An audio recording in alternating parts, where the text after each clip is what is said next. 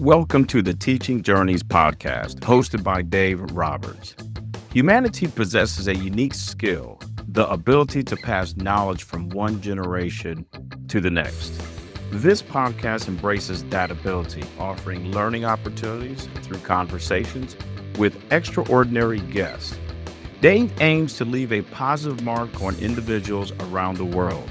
So before you dive into today's episode, please share this podcast with your network, including friends, family, and colleagues. And please consider leaving a rating or review. Your support makes all the difference.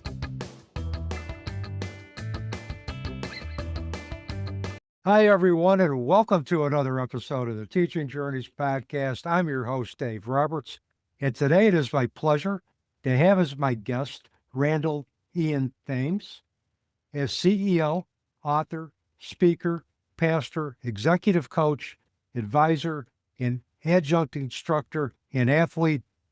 Randall Ian Thames empowers global audiences from large-scale conferences and C-suites to leadership teams and classrooms through transformational experiences delivered across presentation, platform, podcast, pulpit, and podium. Drawing from 35 plus years of corporate leadership experience across multiple Fortune 10 companies, combined with his role as an adjunct instructor at a top global business school, Randall brings uncommon credibility, clarity, and conviction. Through his proprietary Discover, Develop, Display Your Best framework, Randall equips leaders to uncover their identity-driven purpose, cultivate it with intentional discipline, and activated with courage and consistency, resulting in inevitable outcomes that impact organizations, communities, and generations. Randall has blended his decades of experience into his book, Rise to the Role: How to Discover, Develop, and Display Your Executive Superpower. As CEO of Inspirit Institute, Randall helps executives align vision with execution, elevate leadership presence, and maximize both professional and personal potential. Randall, welcome to the Teaching Journeys podcast. I've been excited about our conversation for quite a while now. As have I, Dave. Thank you so much. Listen, it's been an honor, and it is an honor. It's been an honor to get to know you, and it is an honor to have this opportunity today. So thank you very much. And I also want to thank Candace Snyder, who is a mutual friend of ours, that made this connection. And so therefore, I'm overjoyed today. I've been looking forward to this time for some time. And I have to share props with you with Candace. Candace is a great podcast host. Yes. She's got a great heart. She's a great friend, and she's been very supportive of the Teaching Journeys podcast and has sent me some great guest contributors, which I know you're going to be one of those. Thanks. You're welcome. Well, my first question for you is, tell our audience about the major experience or experiences that have shaped who you are today and what you do. So the major experience, or I'll create a collective of experiences. So I grew up in Harrisburg, Pennsylvania. And at the age of 10, I relocated my family. I have an older brother and sister, or my mom and dad. They took us out of the city into a rural part of Pennsylvania. It's only about 10 miles from where we originated, but it was a world of difference. And it was Hummelstown, Pennsylvania. And it's nestled right between Harrisburg and Hershey, Hummelstown. So the experience was I went from a very urban environment to a rural environment. Culturally, everything was different for me, and it changed. And so it allowed for me to see myself as others saw me. And there were very different viewpoints in the rural environment of how others saw me versus the urban environment of how others saw me. So at that age of 10 years old, Dave, I actually had to go inside to say, who am I? Because I'm getting all of these different stories of people saying, you're this or you're that, based on what they saw from the outside. But I had to ask myself at that time, because it was all over the place. I was getting all of these interpretations.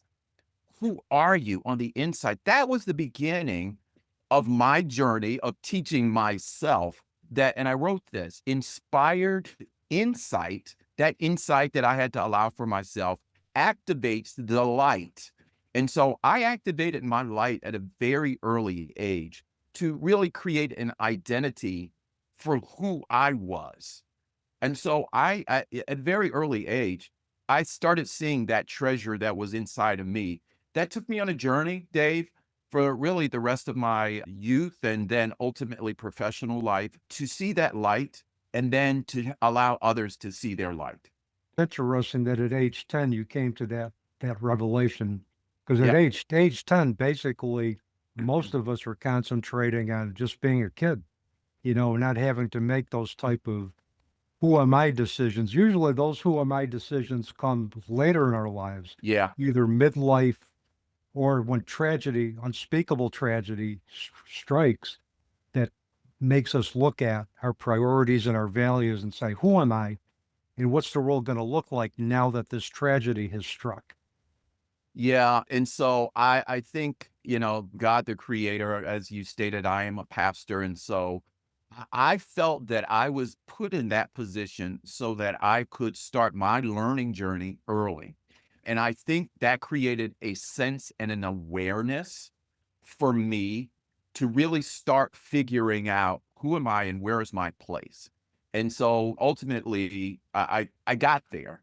I got there early. And it allowed for me to internally start doing check-ins at a very early age because I just didn't know what was happening to me from getting all of these different versions of what people saw of me from the outside. I was an outsider when I went to that rural environment, both culturally, Yep. the skin that I was in, all of the things that, you put a person of color into a very rural country environment. And I got all of that at a very early age. But it allowed, that was the ignite of the light from the inside. I live in a rural environment in upstate New York, but there are Mm. some other places in upstate New York that are very parochial, that Yes. they are resistant to outsiders regardless of ethnicity. But Yes. at the same time, I can imagine being a black person going to a rural environment, coming from an urban environment. That had to be culture shock, and there had to be a lot of perceptions that you had to really dodge or take a look at to say, does this really apply to me? And obviously, from the work that you've done, I can assume that you didn't buy into any of that.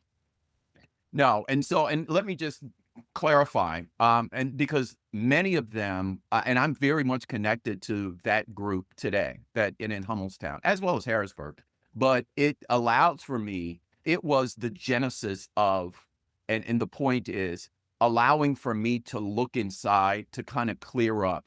I wasn't part of the herd, and therefore I did not have a herd mentality. And so here's the steps, and I talk about this as I work with individuals, as I teach, as I write on Rise to the Role in the book, and coach others. There's a process.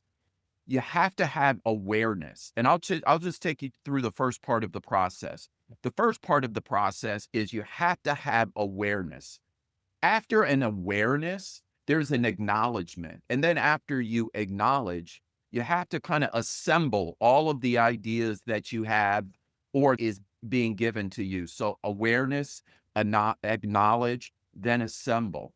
And then after assemble, you have an analysis. Like, what does this all mean? And then you take your approach Yep. of what's outside. So the first part of that is all of the internal inner workings.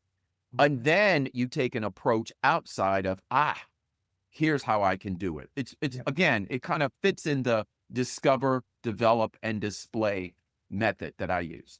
You're right. You have to have awareness first. And the only time we Yes. can cultivate awareness is if we go within and we become aware that something either needs to change, we need to, we need to modify a specific, phase in our lives. We need to modify a Mhm. specific behavior. But awareness is only good if you acknowledge it. And if you don't, Exactly. because with acknowledgement, then comes the steps that you can take behaviorally to act Yes. on the awareness and change it. As a former therapist, I've always And as a teacher, I tell my students that awareness is great, but if you don't act on it, awareness is just awareness. There you go. And, I could tell you that I need to quit smoking. Okay. And I went through that. I quit smoking in 1989, but I went through a lot of awareness phases Yes. where I said I had to quit smoking, but I didn't acknowledge and surrender to the fact that I needed to make any lifestyle changes to do that. Once I did, and it took I wasn't a near death scare, but it was a scare to my physical health where I developed some stomach issues and I was told, you need to quit smoking. It was Yeah. only then that the awareness kicked into acknowledgement and then action. But awareness is just awareness unless you act on it. Yeah. So, I write about this in one of the pieces. I say we own ourselves, yet the world seeks control. Yep. And so I'll use an analogy. If someone knocks on your door and they have, let's say, circumstance, and we'll call the circumstances, they're going to give you a bag of trash. They knock on your door, they're going to give you a bag of trash. What are you going to do? And let's say this trash represents circumstances in your life, bad, smelly, unwanted circumstances. Many people, when the world tries to seek control, when they give you that trash, what are you going to do with it? Are you going to bring it into your house, meaning yourself, your mind, your spirit, your body? Or are you going to bag that up? Again, that's the awareness that it's there. So the acknowledgement is, or the action is, what are you going to do with it? You're going to bag it up and put it out? Or are you going to bring it in and try to sort through it to kind of figure it out on your own? Well, I would argue that you have to be aware that that is being given to you. Again, the world trying to seek control, and then act on that appropriately. Don't bring that trash into your house. Don't bring it into your mind, into your body, or into your heart. Yeah. And, a lot of our perceptions of ourselves are shaped by external circumstances anyway, what society perceives as Yes. productivity, what they perceive as leading a successful life. Like I've said on my podcast and other podcasts, many in society think happiness is the key to fulfillment. And I don't necessarily buy that. I think happiness is one of the many emotions that can bring us fulfillment. Right. Who's to say that sadness can't? Who's to say that our moments of anger can't teach us something? All of the emotions that we experience have something to teach us if we allow it to teach us. And I don't know anybody, Randall, and I don't know about you, but I don't know anybody that's happy 24/7. No. They're in denial of the spectrum of their emotional experiences that can help them develop genuineness, empathy, and compassion for their fellow human being. I would say, Dave, thank you for that. That's a wonderful teaching. I would say your circumstances are your circumstances, how you choose to respond. And I went through a coaching session with someone, the difference between reacting to the circumstances versus responding to the circumstance. And there's a little method that I use when I say, here's how you can respond, because you're not 24/7 all the time thinking about, like, this is going to be a happy moment for me. It just not happen. But you have to learn how to master, and here's what it was: master hard things until those hard circumstances are easier to master. Master hard things until those hard circumstances are easier to master. And here's how you can look at it. I know this is hard. I know that I'm have to go through it. But if I rehearse hard, the rehearsal makes hard easier. It will never be easy, but it will be easier to master it and come through it. Yeah, if we want to create new outcomes, if we want to create a different present and a different future that's been prescribed for us through external influences, we have to rehearse what we want those outcomes to be. Absolutely. And Absolutely. it's like, you work out in a gym. The more that you work out physically, it becomes muscle memory. And then your muscles adapt. And it's almost a natural flow. It becomes easier. But then again, once your muscles adapt, you need to learn how to train your muscles differently. So you then go to maybe a different form of Yeah. behavioral rehearsal to get the same effect.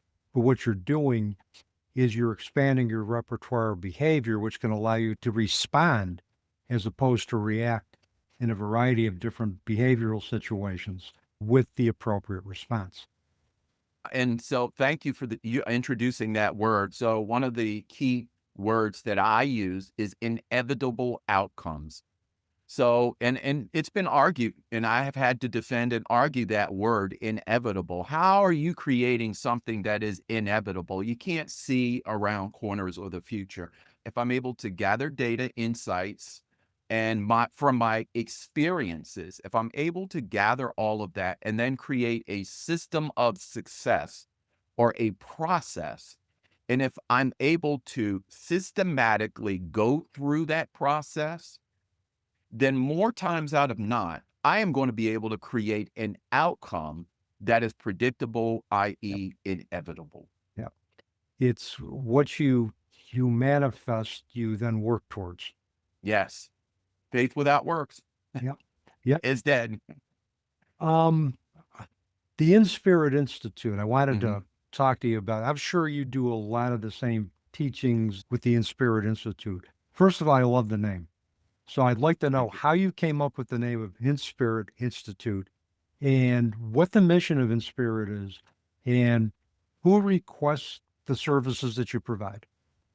Let's start with what is Inspirit Institute about, and then I'll get to the naming of it and the significance of that. So the Inspirit Institute, the purpose of it is to develop the leader in you. So I mean, and the Institute part is there's so many avenues, paths, journey stories that you can get to developing the leader in you. So I do it, and we do it, I should say, through the book and the books Rise to the Role. The second book is actually coming out later this year. But how do you rise to your role in life? That's one part of the Institute. So it's through the book. The other is doing what we're doing, the podcast, and Mhm. having conversations about how you develop and ignite that super purpose power in you, that super person in every one of us, and each of us has one. The other part of the Institute, so books, podcasts, is through executive coaching or life coaching, which is what the Institute partners provide. The other part is we do facilitation, on-site facilitation, both for individuals as well as teams. And then, as you mentioned before, I am a pastor. So through the pulpit, I am going to be eulogizing a family friend in just a few days. And so the Institute creates all of these opportunities to really develop that super purpose power. How do we develop it? We ignite the light that's inside of all of us, and we do it through so many pathways. That's the purpose. The name came about where my daughter, my youngest, she's 25 now. She was about 12 years old, and she wrote a school project about her dad, back several years ago, again, when she was 12. And one of the things that she said was, my dad inspires me. And I say my dad inspires everyone around us. So I was her coach, as well as my other daughters. I have two girls and been married 31 years. I was one of those very present dads, as I like to say. But my daughter, what she saw from me being present, me coaching her, me always talking about, you should do this, you can be the best you can be. There is a light inside of you, all of these things. So, Dave, I was going about my corporate career, again, 35 years in corporate America. And maybe about 5 or 6 years ago, I was doing the job of being a corporate citizen, but I wasn't fulfilled. And I said, there's just something else out here. And I was coaching, I was executive coaching for CEOs of big companies. There's no fulfillment. So all of a sudden, I just did a self assessment because, again, discover, right? Mhm. And I assessed that my super purpose power was inspiring. Inspire, my initials are RIT. Inspire, RIT is in spirit. That's where in spirit comes from. And also, so that's the first part of Inspirit. The second part of Inspirit, just to bring this home, is in your spirit is that super purpose power. So the in and the spirit is where everything happens. That's where all of the magic is made. And then also Inspire, RIT, and then the Institute are so many different ways that we as the partners do it. Yeah, and there's a variety of different ways you get your message across to try to help individuals develop their true superpowers. I also like the fact that you bring eulogies into that because for me, and I know I've talked about this with my students in my death, dying, and bereavement class, we are such a death avoidance society Yeah. uh, that we don't really think about death. Many of us don't until it's upon us. But to make that a part of your teachings, we could take a look at death as a celebration of life. We could take a look at death as maybe a rebirth into a new experience or a new existence, depending on how we frame that. But I Yeah. think it normalizes the conversation when you make not only life, but end of life a part of the teachings of the Inspirit Institute. So I think it's great. You cover life, death, and then life after death. I kind of like that whole spectrum. Yeah. And just to even fill that out, it's the birth, it's the rebirth of the discovery, and then it's the life. And then at end of life or the eulogy, here's the legacy challenge I give to almost everyone. Write your eulogy. And what is it that you've accomplished that you can say, I can pass along? And then in addition to writing that, what will others say about you? So that was part of the exercise that was a aha moment for me when my daughter wrote that I inspire people. So why not live what others are saying? Yeah. Yeah. And why not have individuals envision the life that they want to have? Invite death into that process so that then Absolutely. knowing that we're only here for an indeterminate period of time. Yeah. What are we going to do to make our lives meaningful? And what are we going to do to make an impact on others? What are we going to do to make sure that the tracks that we leave behind are meaningful? Absolutely. Yeah. And what are we going to do about it? That's the question. And then the how is, and here's where, again, part of the Institute's mantra, how are we going to do it? We're going to discover it for you, that superpower. We're going to develop it. Let's create a plan for you. And then let's display it so that the world can see all of that light that's in there. And this just occurred to me. And Mhm. displaying our superpower, displaying the results of the discover and the develop part of your framework Mhm. do you also account for the fact that as we evolve as human beings, as our priorities change, as we continue to evolve growing up, that how we display ourselves to the world is still going to be positive, but yet at the same time, a different version, a different version of ourselves. Yeah, it's that transformation. And the evolution and transformation is always being curious Yep. about what else is there. It's been often said, or if, I've heard it often, I want to die empty, right? I want to have my cup poured out. And what that means is I want to give, but in order to give and give appropriately, right? Because, we can pour out, but what are we pouring out? But what is it that people are thirsty or hungry for so that we can give them? So part of the whole display is is it's for others as much, if not more than self.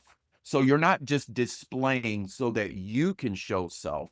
You're displaying so that you can provide for others. That makes sense because essentially, and I quote Maury Schwartz, who was the subject of Tuesdays with Maury by Mitch Yes. Albom, Yeah. Yeah. that I quote this aphorism of his all the time is that giving is living. Yeah. Um, we become fulfilled when we help others, um, Yes. and when we give of ourselves, because it makes us part of a community. And I think our natural leadership abilities will come out in community. But the leadership, I think the best leaders I've seen are those that are inclusive, that listen to their communities, that lead with love, they lead with empathy, they lead with compassion, And I think if they have all of that going for them in the corporate world, bottom line is going to take care of itself. And just in general in life, if you're leading with those qualities, people are just going to gravitate to you, and your true spirit's going to shine through. Absolutely. Absolutely. So we'll take it back to the awareness, that making sure that there is an acknowledgement, assemble. You also have to assess, like assess what's happening, right? Assess what it is that you can do, how you can do it, your why. And then once you assess the approach and align with what the needs are, see a need, fill a need. And I think as we continue to evolve, as part of the assessment, we need to say, okay, there's a different version of me now. It's a good version of me, but it's different. So now what tools do I need to incorporate Yeah. that's going to align with this current version of me, and it's going to allow me to continue to make a difference in the world? And you know this from being a corporate for 35 years. Organizational management principles, you put in a process and then you assess ongoing, and you basically, if there's a need to tweak, you don't wait till the reactive part hits or the crisis part hits. You simply respond and say, okay, we are going to now adjust our processes to reflect the need of our customers, our stakeholders, because Right. this is what the information has given me. We can use that same approach to consistently assess ourselves, and if where we're going is the path that we want to continue to go in. Yeah. So, yeah. And we do actually at the Institute. So, this is kind of moving over to the corporate side. We do those organizational strategic development strategies, and we assess. That's the first part. And here's the thing about that. I say, here's where you have to assign, to activate, or eliminate. And there are parts where you have to, when you're putting those models together, you have to eliminate some things, and you have to eliminate process. And unfortunately, you have to eliminate people to set them free from their function. You don't have to necessarily set them free from that job, but from a job that they're just kind of doing. Some people walk through life saying, the job is the job, I'm just going to keep doing the job. But when we do 360 assessments on people, and we bring that level of awareness both to them as well as their managers, and saying, this person is retired on their job. And it goes back to the whole point of the eulogy. Is it that they are just doing a job to be fulfilled, or can they do something to serve themselves and the organization differently? And so that's part of the assign or eliminate, so that everyone can be happy with what they're doing. And I would imagine that requires a collaborative approach with both management and the employee to determine, okay, here's the job that you're doing, but what can we do to make this more fulfilling, or what personal characteristics can you bring to this job that can make it so you can take ownership of it? And if they can take ownership of something, it's no longer a job, it's something that they're passionate about. And if they take ownership, the organizational mission is going to be met, they're going to be fulfilled, management's going to be happy, There and you line go. staff's going to be happy. There you go. And again, it takes us back to what we started with in the awareness, bringing a certain level of awareness in terms of what is that light that's inside of you. Because again, I'll use my sister as an example, and I was pleading and begging with her. She worked for the federal government. She was impacted. And so she was looking for the same type of position that she had been doing for a couple of decades.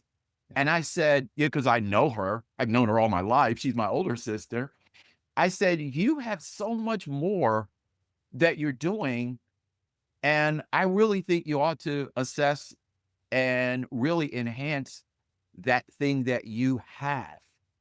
And she fought it. And, the circumstances were that she wasn't able to find employment for a good 6 months. And she kept coming back to me, and I said, Lisa, the reason why that you're not finding, and this not only applies to jobs, but in life, the reason why you're not finding what you seek is because you weren't built for that. I said, life is a maze sometimes. And that wall that you think you're coming up on, and again, this is a life principle. I said, that's not a wall to stop you. It's something to redirect you, just like a maze, so that you can look at other options. Yeah. Because there's something inside of you that needs to be brought out. Yeah. And lo and behold, she started looking and thinking and acting differently. She now has a job where she's making more, where she has double the responsibilities, and she's activating those new muscles. We talked about the muscles Hmm. that allows for her to blossom. Yeah. A lot of people don't want to be uncomfortable doing uncomfortable, unfamiliar things. Yeah. So sometimes life gives us that opportunity to do that. And that's the example of what I use for her. And I talk about those types of things in Rise to the Role in the book. Yeah. Those are case studies. How you rise to your role isn't always nice and easy and tidy. You know, you got to go through a process.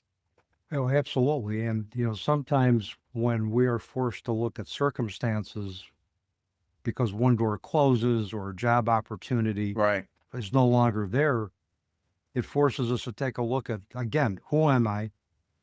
How do I want to redefine myself in the work world?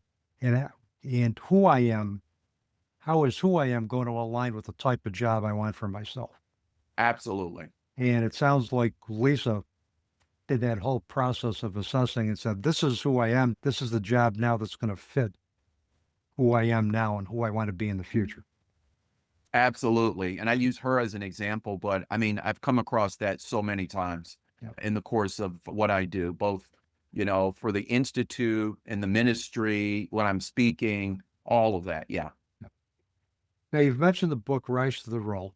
I Mhm. would be remiss in my duties as a podcast host if we didn't talk about your book. And I happen to see a blurb on LinkedIn. I think it was you. You're in the middle of a book tour right now. Yes. So tell us about Rise to the Role.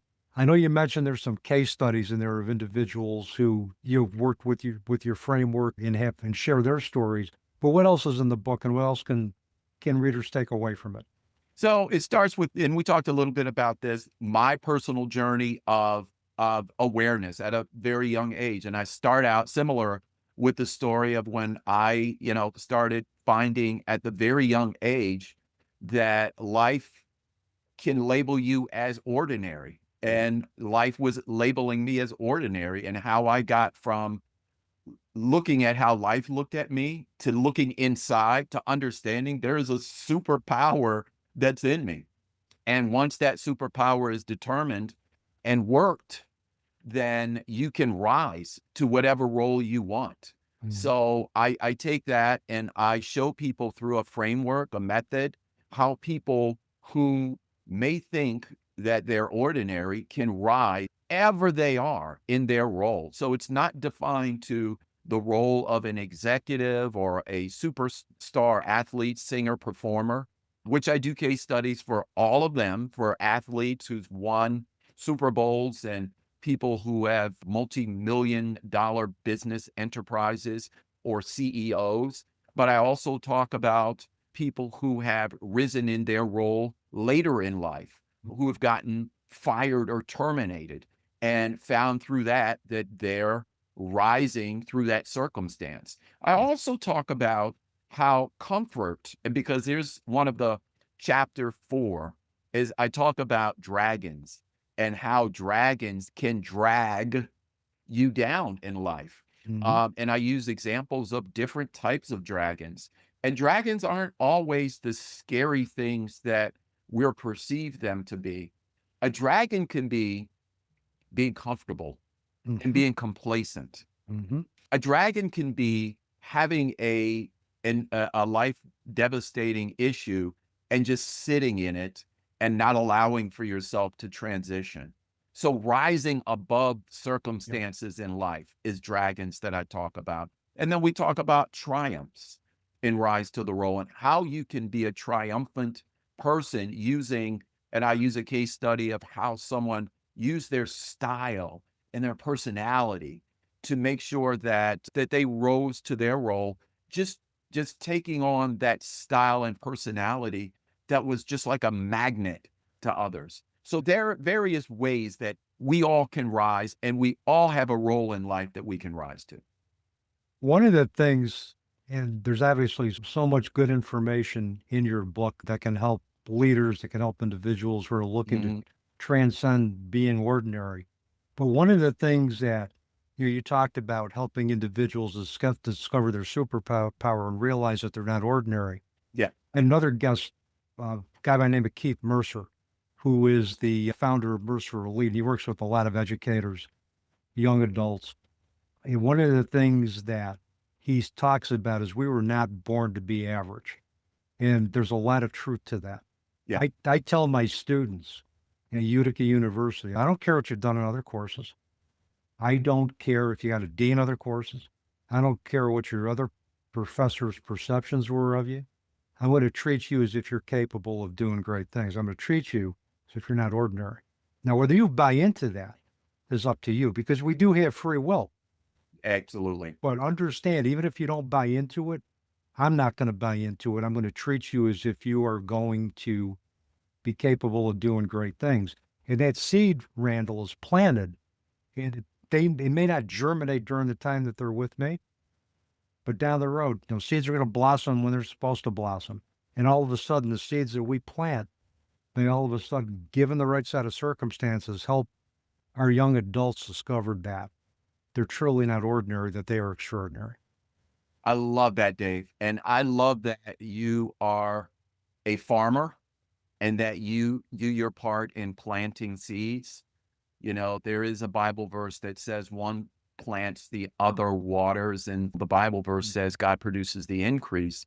And so everyone has a role, speaking of rising to the role, of where they can, kind of come into the process of being extraordinary.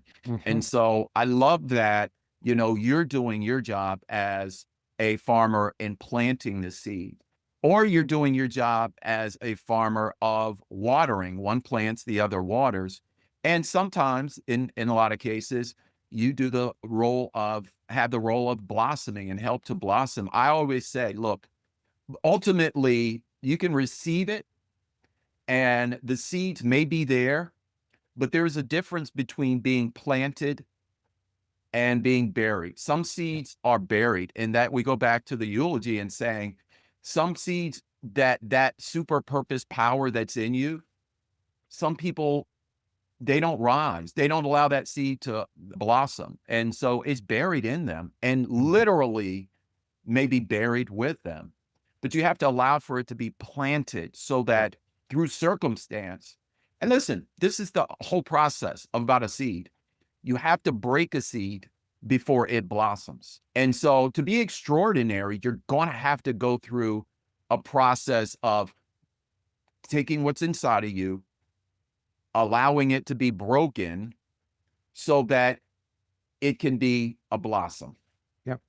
And that's the extraordinary process, the uncomfortable process that some people, they may not want to experience.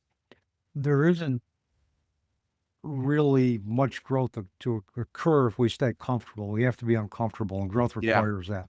We have to look at parts of ourselves that we may not be comfortable looking at, but we need to look at it in order to grow. But we also need to do that with the support of a good mentor, the support of a good community that's going to support them through that with love and with compassion so that they can truly become the person that they were meant to be. Agree. And so I would put that in the category of, in the discover, develop, and display.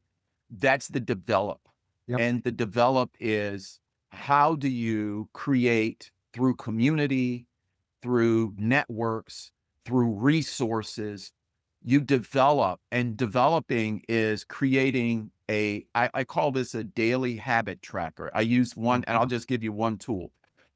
The daily habit tracker is, what is it that you do as a cadence that you can ignite that superpower? Yep. And so I'll give you a couple of steps that I use. My daily habit, I'll use myself as an example, is to wake up, worship, meaning worship. I say this in a funny way. My parents both from Mississippi. They matriculated to Pennsylvania. And so, the Southern worship. So I jokingly say worship can mean worship up, but you're cleansing yourself. We wake up, but you're worshiping, in the way that I use it, but you also worship in a way that you're cleansing yourself from all of your minds allowing you to be imprisoned. Yeah. So your worshiping is, and I say this in a way that you are finding your foundation and Yep. seeking your peace. So wake up, worship. You got to really kind of tap into your why. Then once you why up, you wise up. Yeah. Start that learning process. So you wake up, worship, wise up, wise up, and then you want up. You got to want to do something, activate it. Yeah. And then you want it, you work it, but now you got to start working on it. Yeah. So you work up and then you win up. That's how you win the day. That's my daily habit tracker. And so I take that as a sequence, and that's my developing cadence. I like it. And plus, if you commit to writing down your progress daily with that, it's going to, when you write it, you're more likely to follow through with it. But the other thing is that it gives you a really nice retrospective of where you started and where you are. You could take a look at the progress that you've made, which is usually in incremental steps, but it's Yes. still progress nonetheless. And you have a written record of that. And that can motivate you to continue to go on during days when you're questioning yourself. It's the system of success. I try not to operate in my emotions. I try to operate in submitting to my system of success. Yeah. Because emotions, Dave, as you know, you wake up, all days aren't the same. Some days are better than others. Mm-hmm. But what does not change is my system. And if I say, I have this block where the block is the block, then I allow myself to go into that block of, Yep. Wake up, worship, why up, wise up, want to work up, want up, win up. If I do that every day, that will allow for me, and it could be incremental, but that success of the day, that Yeah. system of success. I like it. And boy, you've left us with a lot of great takeaways today, but I've got a couple of more questions for you. The first question is you've given us so much today, but if you want our audience to remember just one thing from our conversation today, one ultimate takeaway, what would that be? Deep inside of you is a light and a power that refuses to be kept inside of you. That's the genesis of Inspirit. And that's my inspiring you to find it, discover it, develop it, and then display it. That's the simple message. Simple yet powerful, Randall. Thank you.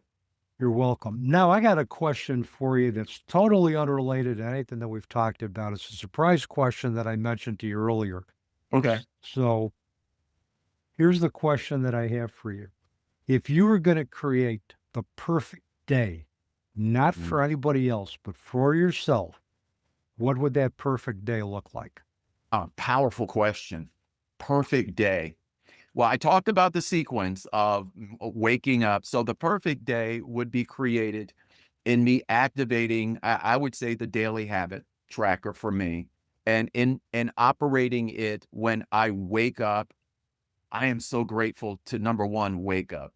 So let's start with the fact that I'm able to wake up, then to worship, which is really having a clear sense of my foundation. And then after that, the worship, really executing my why up. And the execution of my why up is I am very clear, and everything of that day rallies around my why. And then I wise up, meaning I learned something. And this is part of that, what I'm doing with you is I am learning so much. And then after I wise up, I work up. I love taking walks and just being out in the crisp, sparkling sun. And here's a little fun part, because I like, and I don't know if people listen to this, but yacht rock. And so there's a signature song, Christopher Cross, Sailing. That song just, and the lyrics is sailing takes me away to where I want to be. So listening to that or any type of music that inspires. So that's part of the workup. And then I win the day. That's how I win the day. That would be an example of my perfect day. And if you notice, Dave, I start my perfect day with just the first part, because the rest of it, as I like to say, is icing on the cake. Spending the time with my family, with my friends, and being part of a love community. Yeah, and if we could recreate that day every day, and if we could all create those kind of days for ourselves, just think of the transformative effect it would have globally. Yeah, yeah, absolutely. So let me ask you, well, I'm going to reverse this a little bit. And so I would love, and you may have said this to your audience, but how would you describe your perfect day? My perfect day, I think, would start like with you, would be waking up, and because I'm grateful for every day that I can wake up and Yeah. do what I love doing. Um, I've been incorporating Reiki into my daily routine and meditation for the Mm, last month. So my perfect day would be doing some self Reiki, some self care with myself, and engaging in some meditation and just, you know, putting myself in a really good space for the day. Um, my perfect day would be outside in nature. And then also, once I got my fill of nature, and it would be setting up my speakers outside and just, just rotating my favorites playlist and listening to some of my favorite music. And I'm into, the 60s, 70s, 80s, and 90s rock. So, and music has been a big motivator for me. It's inspired a lot of, my growth. And obviously, having my favorite cookie, which is a caramel apple crisp cookie with a great cup of coffee, ah, with my wonderful wife and my two boys. And of course, also you got to throw in the perfect dinner too at my favorite restaurant. Oh, which would be the perfect dinner for me would probably, and I haven't had this in a while, but it'd be a nice cut of prime rib with a baked potato, and again probably my favorite dessert, which would have to have caramel and apple in it. gotcha. I'm seeing a trend here, Dave. That's wonderful. Hey, let me add something, and thank you so much. I know we're probably just at time, but I do want to add this part because you talked about music, and music is the soundtrack to my life. And so I did mention one song, but I have a recall, and I live my life by actually a lot of musical lyrics. So there's one song by Earth, Wind, and Fire.